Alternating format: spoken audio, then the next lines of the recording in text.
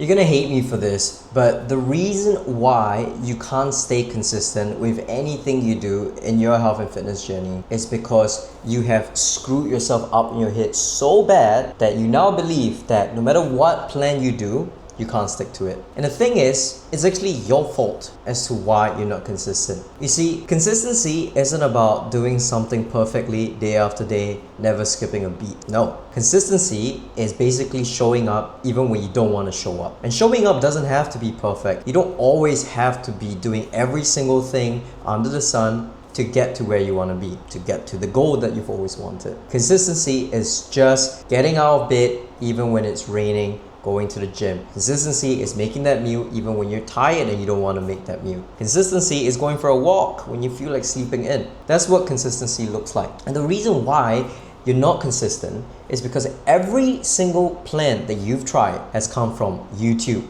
or ChatGPT or some random gym influencer on TikTok. Of course they don't work for you. It's never tailored for you. It was made for the person who lives in the gym, who can't afford to eat chicken breast, broccoli and rice every day. It's made for the gym bro. It's not made for you, the busy professional who has a shit ton of responsibilities, who's got work, who's got clients to take care of, who's got family, who's got hobbies, who's got a life. When you try to follow these random ass programs, random ass plans, random ass eating habits, of course you're gonna get random ass results. You're never gonna be able to stick to it. How does working out 5 to 6 times a week and eating the same meal every day for 6 months actually seem sustainable to you? Have you actually thought about that? And when you embark on these training programs that don't actually fit your lifestyle and aren't curated to you, you're obviously not gonna feel motivated, you're not gonna feel disciplined, and you're gonna lose that fire very quickly, which is why you start and then you stop, and you start again and then you stop. And over time, when you start and stop so much, guess what happens? You start to develop this thought in your head that, you know what, I'm not a consistent person. It's true, isn't it? From your perspective and from your past experiences, every time you have tried to do something about losing weight or gaining muscle mass or just hitting the gym, you've failed. And so you don't say to yourself, well, I have failed at getting to this goal. You call yourself a failure.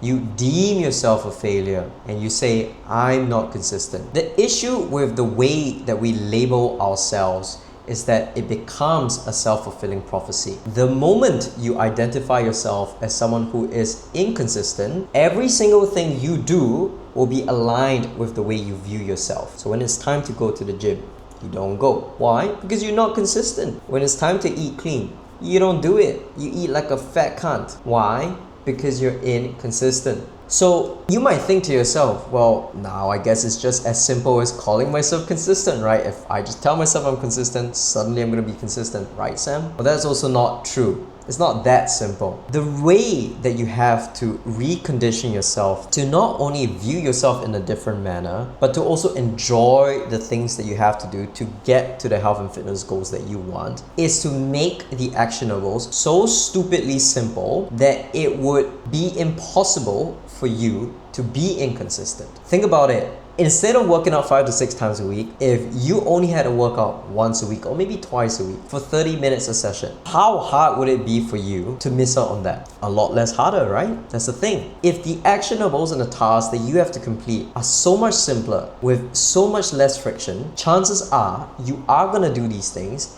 and you're gonna start developing consistency. And same thing goes with your food. Instead of trying to meal prep every single meal, breakfast, lunch, and dinner for every single day of the week, what if you only meal prepped 3 times a week and only for dinner? How much easier would that be? How much less friction would that provide? How much more momentum would you build? And how much more belief and conviction would you develop in yourself? Not just as a person, but with regards to your fitness journey. So before you go around thinking to yourself, parading, telling people I'm not consistent, and no matter what I do, I just can't stick to it, consider this. Maybe you've just been fed the wrong information all this while. And maybe you've just been a little too pessimistic about the way that you view yourself. And you think about yourself as someone who cannot achieve, who cannot stay the course. It's really as simple as dialing down the things that you have to do and make it as easy as possible for yourself so that you can be consistent.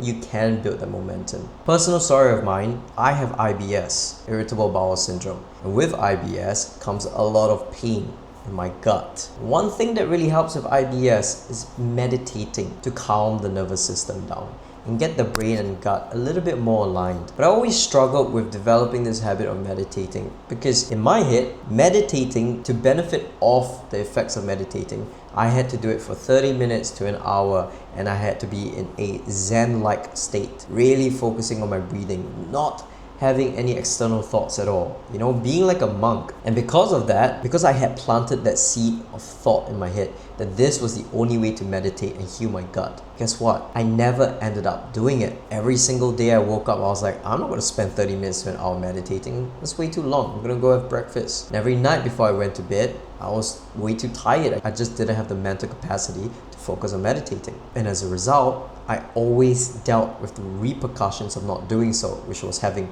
more gut flare-ups and more pain and more bathroom trips. But then I still realized that the entire point of meditation is to relax. It's not to stress out about how to meditate or how long to meditate. It's about relaxing and just being mindful and present, even if that meant just meditating for 5, 10 or 15 minutes. And so in order to be consistent with meditating to help to heal my gut, I started meditating just 15 minutes every single night. Every night without fail, just 15 minutes. Whether I would fall asleep halfway or whether I was paying attention to the guided meditation, I would just meditate 15 minutes every night. And lo and behold, after just a week of consistent meditation, my gut stopped hurting as much. I had fewer flare-ups. I felt much more relaxed. I had much better sleep. And all of these things made me feel so much better when I woke up. And the thing is, I would have never experienced any of these benefits if I made meditation this huge obstacle that I had to overcome. So next time, when it's time to hit the gym, when it's time to make a meal, when it's time to go to bed early, instead of making it this insurmountable obstacle, the Mount Everest kind of obstacle that you have to climb and overcome just to get to your goal, just break down that hill into something so much easier to step over. Turn that mountain into a molehill, and I promise you, you will get everything you want out of your health and fitness journey.